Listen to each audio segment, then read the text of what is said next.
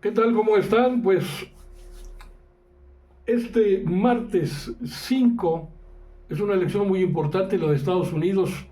¿Qué le conviene a los mexicanos, Kamala Harris o Donald Trump?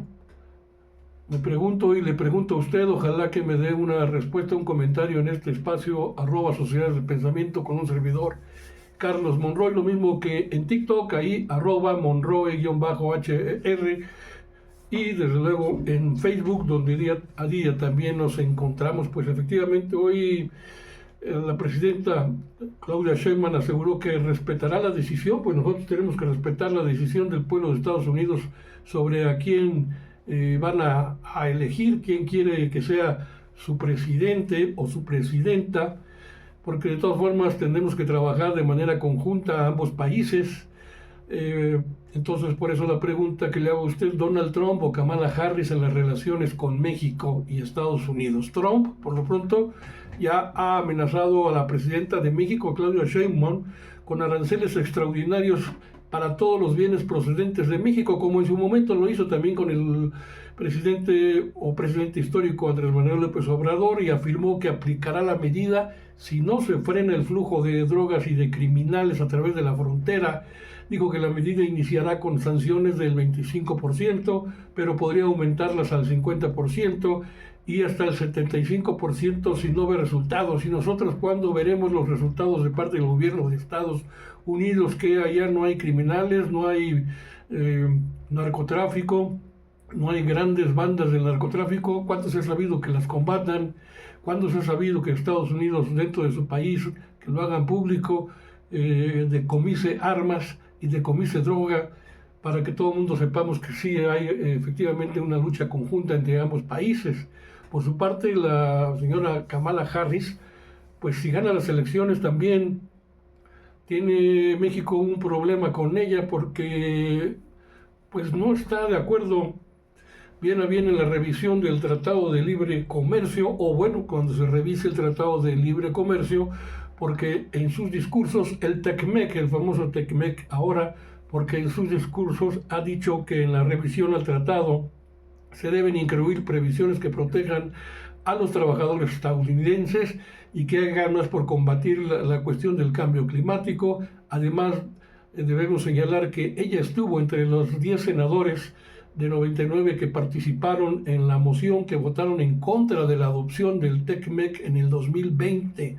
Ella estuvo ahí, de manera que con ambas candidaturas, sea Harris o sea Trump, hay varios temas mexicanos que seguirán enrareciendo el ambiente.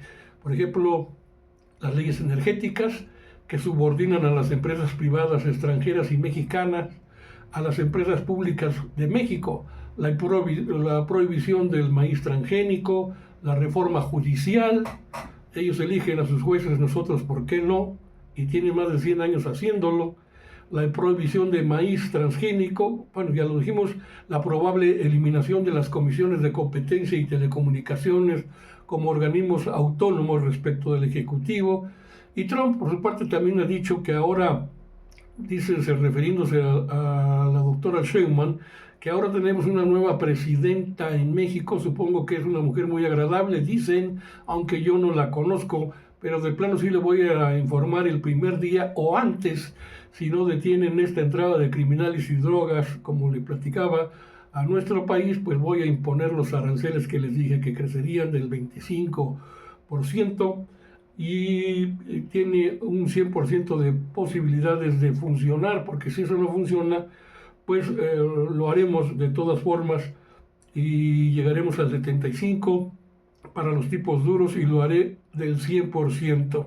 Pero tenemos del lado mexicano a Sheinbaum, que va a tener que lidiar desde un inicio con cualquiera de los dos personajes, sea Kamala Harris, sea Donald Trump. Mañana hay que estar pendientes de las elecciones en Estados Unidos, porque en el equipo de la doctora Sheinbaum hay gentes magníficas, preparadísimas, especializados en cuestiones internacionales, en las relaciones con Estados Unidos, como por ejemplo Marcelo Ebrard, que es el secretario de Economía ahora, fue secretario de Relaciones Exteriores, tiene amplia experiencia en el tema, lo mismo que Juan Ramón de la Fuente, ex embajador ante Naciones Unidas, también de gran trayectoria, y desde luego Alicia Bárcena, no hay que olvidarla, también exsecretaria de Relaciones Exteriores, pero también experta en cuestión de temas ambientales, así es de que entre ellos tres no dudemos que van a formar un gran equipo para, a la hora de las negociaciones que pronto iniciarán después de que se elija a presidente o presidenta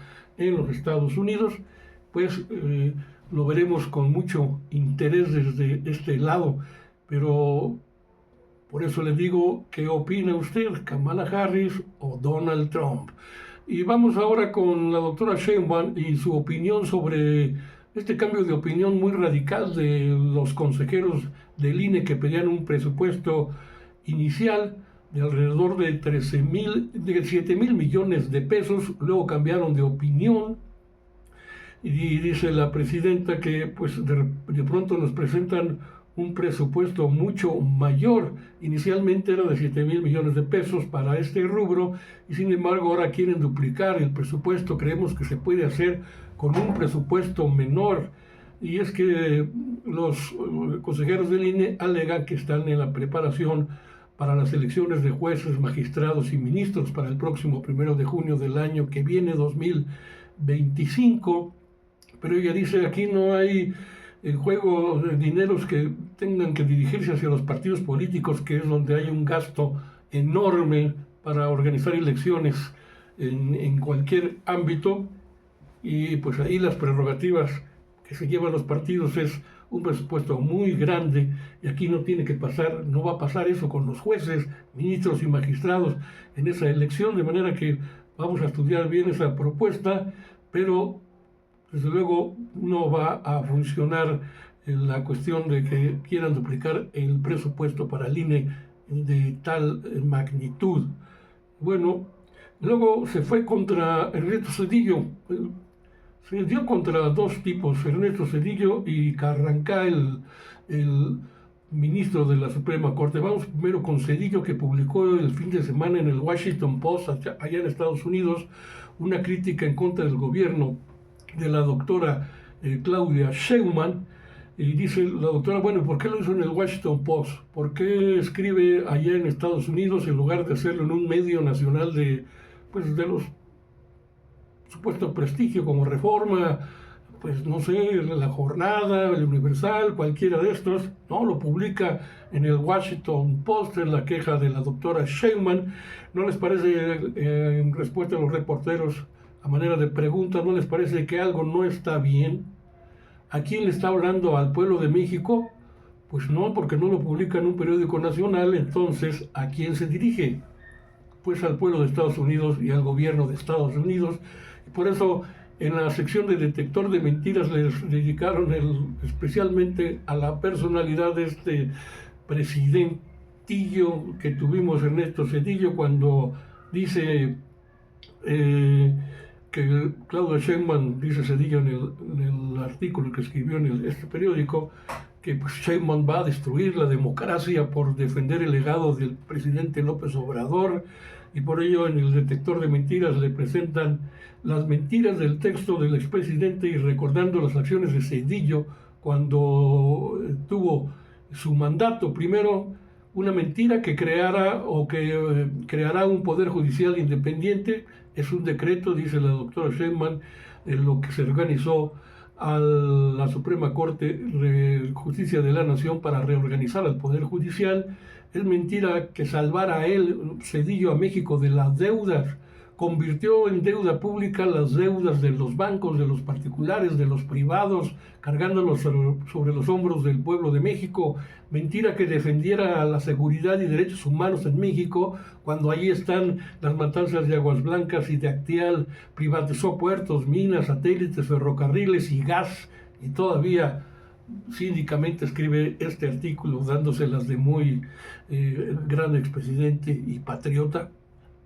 Traidor a la patria, eso es lo que fue. Luego se fue contra el ministro que les decía, José Luis González Alcántara Carrancá. ¿Dónde quedaron sus principios?, se pregunta la doctora Sheinbaum desde el inicio de la respuesta que da a reporteros y su posicionamiento. Pues recordó los pronunciamientos del propio ministro Juan Luis González Alcántara Carrancá respecto a la reforma al Poder Judicial y resaltó que ahora está pidiendo una negociación. ¿Con quién quiere una negociación? ¿Con la presidenta de la República? Si la presidenta lo único que hace es publicar en la Gaceta o en el Diario Oficial de la Federación lo que ya decidió el constituyente, es decir, el Poder Legislativo. Ahora están estos 8 ministros y ministras de la Corte y uno de ellos que siente que tiene la atribución para cambiar la Constitución.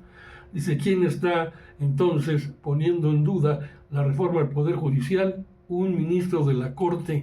Por eso cuestionó los principios de Carrancá y le pidió recordar sus clases de Derecho. Además reiteró que esperarán a conocer qué es lo que deciden. Mañana también, martes, van a decidir en el Pleno de la Suprema Corte qué posición va a tener precisamente la Suprema Corte de Justicia de la Nación en relación a la reforma judicial, que ya no es reforma, ya es constitucional, está en la Carta Magna, y resaltó que debe dejarse muy en claro que 8 ministros no pueden quedar por encima del pueblo de México y alrededor de 60 millones de votos que obtuvo ella para que el propio pueblo de México, que es el gran soberano, la hiciera llegar a la presidencia de la República. Y reiteró que pese a que no se quiere adelantar a los hechos, no quiere caer en especulaciones, esperarán a ver cómo se resuelven los recursos en contra de la reforma judicial. Aseguro que es importante que todas y todos sepamos quién está cometiendo una falta o que quien está cometiendo una falta es la propia Corte, y resaltó que el proyecto contra la reforma al Poder Judicial no es constitucional. La presidenta resaltó que esta reforma se dio de acuerdo con lo establecido por ley, por lo que no hay forma de que puedan darle marcha atrás, y entonces reclamó que se le estuviera reclamando al provocar, o que estaría ella provocando una crisis constitucional, cuando son los propios ministros los que están buscando legislar, que es una atribución que solo le corresponde al Poder Legislativo. El Poder Legislativo, ni siquiera el Poder Ejecutivo. El Poder Ejecutivo puede enviar iniciativas de reforma al Poder Legislativo y legislar, aceptar si se aprueban o no, y luego legislar al respecto. Es el único poder. La atribución de la Suprema Corte no está en dar opiniones respecto a la Constitución, ni cambiar la Constitución, ni legislar sobre planteamientos de carácter constitucional. Esa es una atribución única y exclusiva del Poder Legislativo. Con esto me despido. Gracias, pásenla bien.